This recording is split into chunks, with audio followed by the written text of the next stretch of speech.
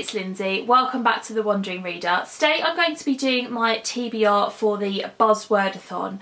Now the Buzzwordathon is a readathon that is being hosted by Books and Lala. I believe this is round 5, and this round is also being hosted from Gabby Reads. I will leave a link to both of their channels down below, and Lala's announcement video, that kind of idea.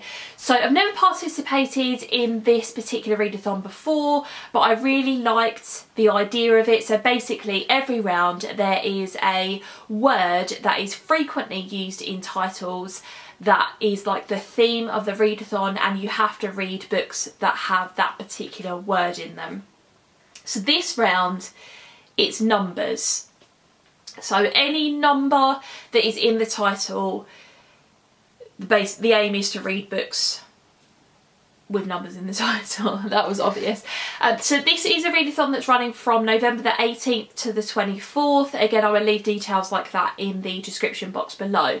So when I saw that this round was coming up, and I've seen a couple of people talking about it on BookTube, I figured I've got a lot of romance books on my Kindle, and I straight away thought that there must be so many romance titles that have a number in the title. So basically went through my Kindle and I picked out a few different ones. How many have I got? 7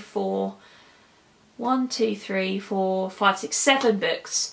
7 books that I have put on my TBR. It's a week-long readathon. I'm not going to be reading 7 books, but I've got a few to choose from, basically. So I'm going to let you know what I'm going to put on my TBR, you know, a brief sort of thing about what they're about. So let's jump in. So the first book that I'm putting on my TBR is called She's the One from Ella Good, and this is book number 4 in the Castile family series. So I don't normally jump into the middle of series, but I heard somebody talk about this, like it's one of my recent purchases on Kindle, and so I thought I would give it a go. And this is basically about it's a female romance, and it's set in college, so I suppose you would call it a new adult romance. And it's about our main character who has never particularly been interested in boys, and she goes to college and meets this girl, and they become really, really good friends, and then it's about that friendship turning into something more. I don't think I've ever read a female romance, so this would be a good one for me to read during the week. I'm looking forward to it. Okay, the next one on my TBR is 99% Mine, and this is by Sally Thorne. So this is Sally Thorne's second book, and I absolutely love The Hating Game, so I'm really looking forward to reading this. And this is basically a brother's best friend romance. So our main character has a twin, and the love interest is her twin's best friend, and you know, she's had a crush on him ever since she was little, never done anything about it, and then her and her twin brother inherit a sort of tumble down cottage from their grandmother, who has said in her will that she wants them to renovate the cottage to its former glory. So she decides to go down there and sort of make sure that whatever they decide to do, Tom's not going to do like a half-assed job of it. That's her twin brother, I think. Or is that the love interest name? Is that Tom? No, that's the love interest's name. Her twin brother's called Jamie, and then when she arrives, Tom's there to help Jamie out with you know, renovating the house, and I suppose they're sort of thrown together, that sort of idea. It's about their relationship. I haven't heard such great things about this one, so those people that I have heard talk about it after they've read it said that it wasn't anywhere near as good as The Hating Game, which is a bit of a shame. So that's probably why I've put off reading it for a while.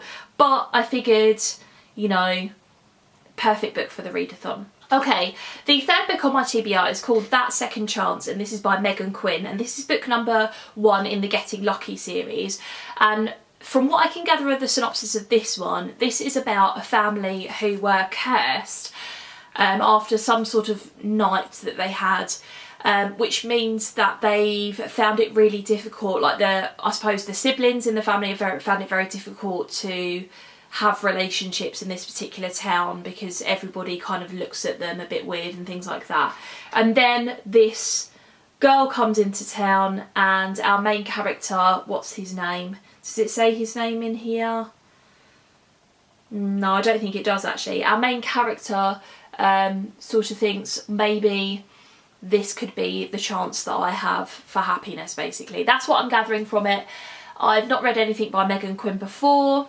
This could be my first one. I'm hoping to like it. The next one on my list is called One Dance with the Duke, and this is by Tessa Dare. This is book number 1 in the Stud Club series, and this is a book all about this duke who goes to this sort of like exclusive stud club, and every night he dances with a different woman, and like all of the women are hoping that they're going to be the one to catch his attention, and they never do.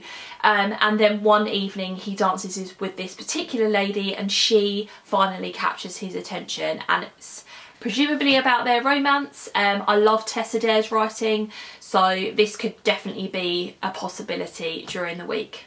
Okay, then I have here Just One of the Guys by Kristen Higgins, and this seems like it is a second chance romance, I think. So this is about a main character called Chastity, and she is coming back to town, and one of the reasons that she's coming back to her hometown, I should say, is because she's sick of being just one of the guys, like the title suggests. You know, she wants to learn to be girlfriend material, I suppose, and she bumps into somebody that she used to go to school with and I think had a crush on, or they had a bit of a relationship, I think, and then it's kind of about meeting back up again and that kind of idea. I've read 2 Kristen Higgins books, one of which I liked and the other one I really didn't, and they were part of the same series, so they were books 1 and 2 in this other series that she'd written, so I'm sort of a little bit, you know, tentative about whether I'm going to enjoy this or not, but put it on my TBR nonetheless. Next up we've got The One You Can't Forget by Ronnie Lauren, and this is the second book in the Ones... What's the name of the series? Sorry, The Ones Who Got Away series. I read book number 1 earlier in the summer and absolutely loved it, so I figured this would be a good time to read book number 2. This follows another one of the survivors of the high school shooting, now sort of like 10 years later, called Rebecca. Rebecca is a lawyer, I think, or an attorney I should say, and then it also follows our male lead called Wes, who is a restaurant owner, I believe, and one night he ends up saving Rebecca from some sort of mugging, and it ends up that she, I think, was the attorney in his sort of divorce case, you know, and obviously he really didn't like her because presumably she got quite a good deal for his ex-wife, and it's about, I think, the relationship between the two of them. Yeah, like I said, I really enjoyed the first book, so great opportunity to read the second one. And then the final one on my TBR is called 100 Reasons, and this is by Kelly Collins. It's book number 1 in the Aspen Cove series, and I think I have a couple of different Kelly Collins books on my Kindle TBR and that I haven't got around to yet. And this is about somebody called Sage. She's a nurse and she's inherited this bed and breakfast in this sort of town in the middle of nowhere. So she goes to sort of run it, I suppose, or like that sort of idea, and then she runs into our male lead, whose name I've forgotten, what is it, Cannon, who's like this really surly, moody, grumpy guy, you know, and so it gives me kind of like hate to love kind of vibes. Maybe like hate's not the right word, but like that kind of idea. We've got like a grumpy hero. So yeah, again, never read anything by Kelly Collins before. Looking forward to seeing what this one is like.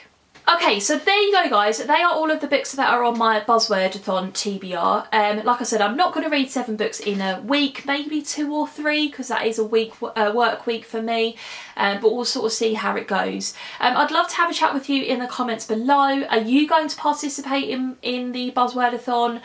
What sort of books have you put on your TBR? Have you read any of the books that I mentioned? Thanks very much for watching, and I'll see you in my next video. Bye.